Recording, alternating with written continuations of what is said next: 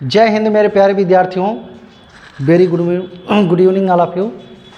तो हम लोग शुरुआत करते हैं विद्युत द्विध्रुव यानी इलेक्ट्रिक डाइपोल, जो क्लास 12th का है। ठीक है, तो विद्युत द्विध्रुव क्या होता है, ध्यान दीजिए। क्या होता है, दो समान परिमाण के विपरीत आवेश एक दूसरे से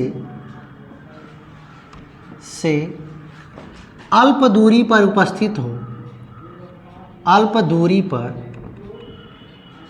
यानी दो समान परिमाण के विपरीत आवेश एक दूसरे से अल्प दूरी पर उपस्थित हों, विद्युत द्विध्रुव कहलाता है। विद्युत द्विध्रुव कहलाता है। तो दो समान परिमाण के विपरीत आवेश यानी क्या होता है कि आवेशों का जो परिमाण होता है वो समान होना चाहिए।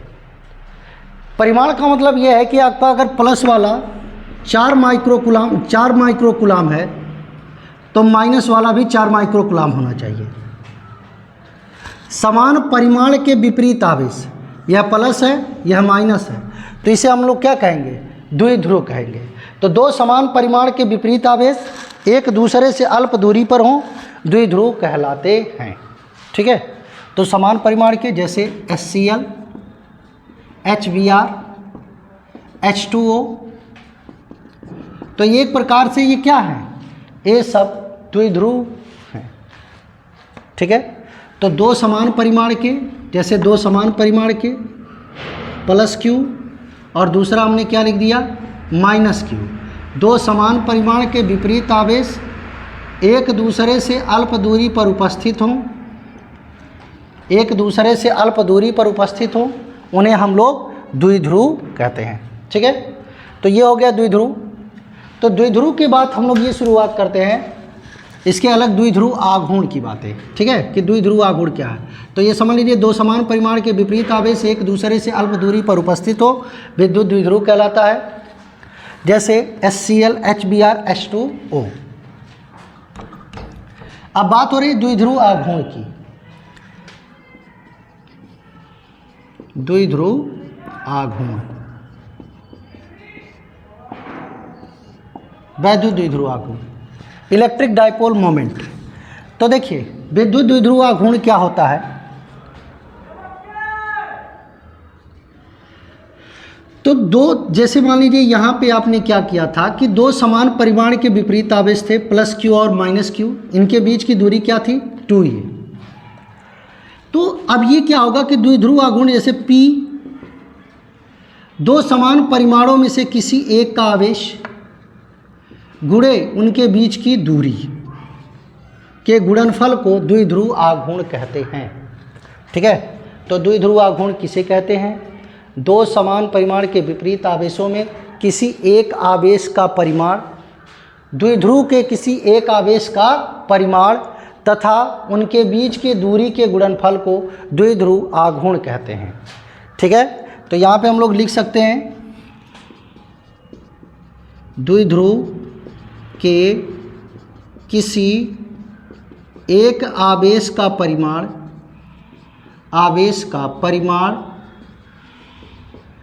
की बात हो रही है, चाहे वो प्लस हो या माइनस हो। तो द्विध्रुव के किसी एक आवेश का परिमाण और उनके बीच के दूरी के गुणनफल को द्विध्रुव आघूर्ण कहते हैं। द्विध्रुव आघूर्ण कहते हैं। तो द्विध्रुव के किसी एक आवेश का परिमाण और उनके बीच की दूरी के गुणनफल को द्विध्रुव आघूर्ण कहते हैं। ठीक है, तो अब यहाँ पे क्या होता है, P बराबर Q × 2a, P बराबर Q × 2a। तो यहाँ पे द्विध्रुव के किसी एक आवेश का परिमाण, तो दोनों में से किसी एक आवेश को ले लीजिए, चाहे +Q को ले लीजिए चाहे -Q को ले लीजिए, और इनके बीच की दूरी तो इनके बीच की दूरी क्या है 2a। तो इनके बीच के दूरी के गुणनफल को द्विध्रुव आघूर्ण कहते हैं। इसे p से प्रदर्शित करते हैं, इसे p से प्रदर्शित करते हैं। तो किसे p से प्रदर्शित करें मेरे प्यारे विद्यार्थियों? तो ये होता है द्विध्रुव आघूर्ण को। तो अब इसकी दिशा क्या होती है भाई? यह एक सदिश राशि है। अगर हम बात करेंगे कि द्विध्रुव की दिशा क्या है, ये कैसी राशि है, तो एक सदिश राशि है।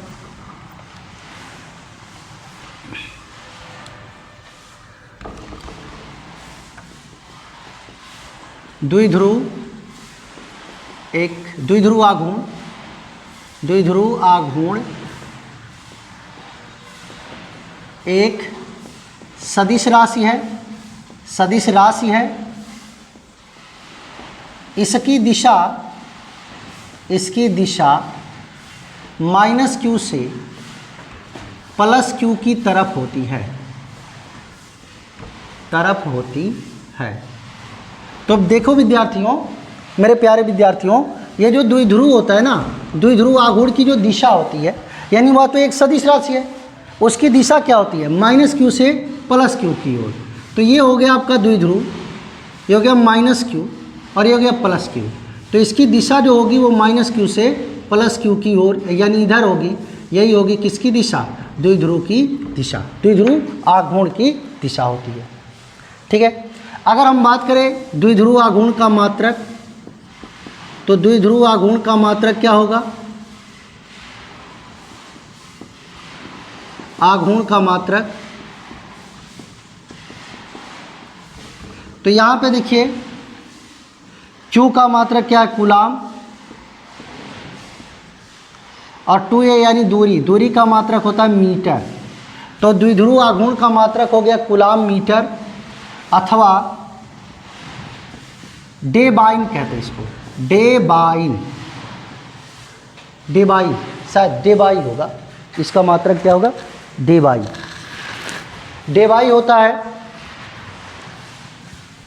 डेबाई होता है। तो कंडीशंस क्या है कि एक डेबाई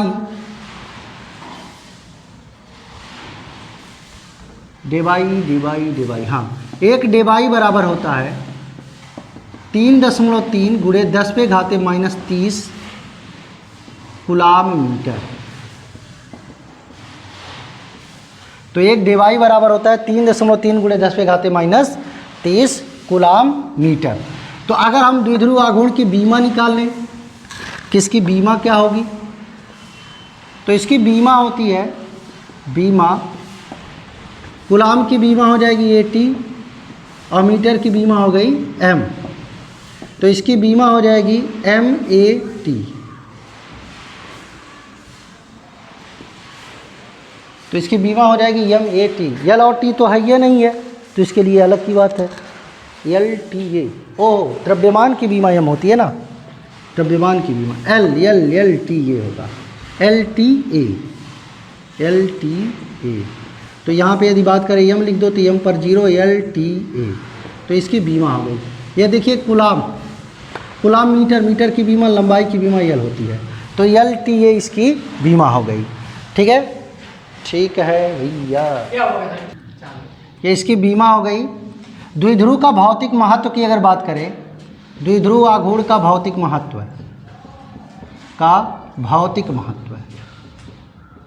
अगर हम भौतिक महत्व को देखें तो यहाँ पे कंडीशंस होता है बच्चे कि जब हम अगर बात करें किसी पदार्थ की, तो पदार्थ की अगर बात करें तो पदार्थ किससे बना होता है? परमाणुओं से।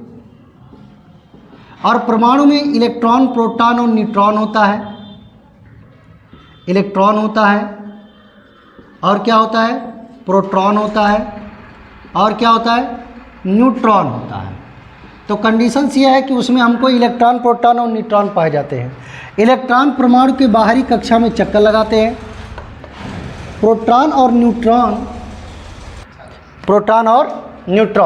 तो आप देखिए इलेक्ट्रॉन जो होते हैं, इलेक्ट्रॉन अगर हम बात करें परमाणु में, तो परमाणु के नाभिक के चारों तरफ इलेक्ट्रॉन क्या करते हैं? चक्कर लगाते हैं। और नाभिक में प्रोटॉन और न्यूट्रॉन जो होते हैं वो संपाती होते हैं। संपाती का मतलब ये होता है कि प्रोटॉन नाभिक में बड़े कम आयतन में उपस्थित होता है और इलेक्ट्रॉन भी जो होता है वो बड़े कम आयतन में उपस्थित होता है। तो सिंपल सी बात ये होती है कि कम से कम आयतन में जब उपस्थित है तो उसके कंडीशंस में वहाँ पे इलेक्ट्रॉन और प्रोटॉन द्विध्रुव बनेंगे, और कम दूरी पर उपस्थित है इसलिए वह एक दूसरे को क्या कर दे रहे हैं, निष्क्रिय कर दे रहे हैं, यानी उसका नेट आघूर्ण क्या हो रहा है, शून्य हो रहा है। परंतु यही जो परमाणु है इसे हम बाह्य वैद्युत क्षेत्र में रख दें, जैसे HCl है, H2O है, H2 है, N2 है, यह सब अणु है, HBr है, ये सब क्या है, अणु है।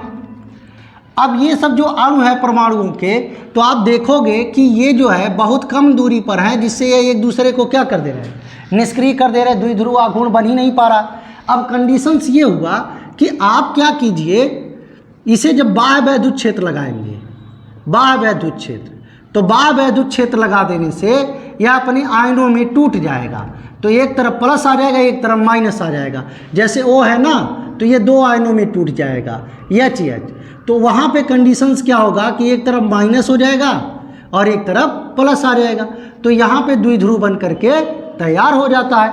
तो इसी को हम लोग कहते हैं द्विध्रुव आघूर्ण। तो यानी द्विध्रुव आघूर्ण क्या होता है भैया, द्विध्रुव आघूर्ण क्या होता है, P क्या होता है, P बराबर Q इंटू 2a। तो मतलब द्विध्रुव पर उपस्थित किसी एक आवेश का परिमाण और उनके बीच के दूरी के गुणनफल को आप द्विध्रुव आघूर्ण कहते हैं। यह एक सदिश राशि है, इसकी दिशा जो होती है वह माइनस से प्लस की ओर होती है। इसका मात्रा कूलाम मीटर या डेबाइन होता है। एक डेबाई बराबर 3.3 × 10⁻³ कूलाम मीटर होता है। यह इसकी बीमा है। भौतिक महत्व में यही है कि जो परमाणु में उपस्थित इलेक्ट्रॉन और प्रोटॉन होते हैं वो बहुत अल्प दूरी में होते हैं, जिससे द्विध्रुव आघूर्ण यानी द्विध्रुव नहीं बन पाते हैं, लेकिन बाह्य वैद्युत क्षेत्र लगा देने पर उनके आयन थोड़ा सा अलग हो जाते हैं जो द्विध्रुव का कार्य करने लगते हैं। ठीक है, इसके बाद एक छोटा सा सवाल 1 मिनट का देख लीजिए, उसके लिए आगे बढ़ते हैं। ठीक है, देखिए हमारे पास एक सवाल मिला है, HCl अणु में हाइड्रोजन प्लस तथा क्लोरीन माइनस आयनों के आवेश वितरणों में केंद्र के मध्य दूरी 0.2a है, अणुओं के द्विध्रुव आघूर्ण की गणना कीजिए। तो यहाँ पे Q बराबर क्या है, हाइड्रोजन और क्लोरीन की बात हो रही है, तो 1.6 × 10⁻19 केवल आयन यानी एक आवेश वितरित कर रहे हैं, तो एक आवेश का मतलब एक इलेक्ट्रॉन हो गया। तो एक इलेक्ट्रॉन पे कितने आवेश हैं, 1.6 × 10⁻19 कूलाम। ठीक है, अब यहाँ पे इनके बीच की दूरी कितनी है, तो बीच की दूरी यानी 2a बराबर कितना है, 0.2 एंगस्ट्रॉन, मतलब 0.2 × 10⁻10 मीटर हो गया। तो द्विध्रुव आघूर्ण की गणना करनी है, तो P बराबर Q इंटू 2a, तो Q क्या है 1.6 × 10⁻19, 2a कितना है 0.2 × 10⁻10, तो गुणा कर दीजिए, 16 दूना 32, 0.32 × 10⁻, ये हो जाएगा माइनस का 29, तो 0.1 अंक इधर लाओ, तो 3.2 × 10⁻29 1 -30, क्योंकि एक घात जुड़ जाएगा। और इसकी यूनिट क्या हो जाएगी, तो इसकी यूनिट हो जाएगी कूलाम मीटर। ये लगभग एक डेबाइन के बराबर है।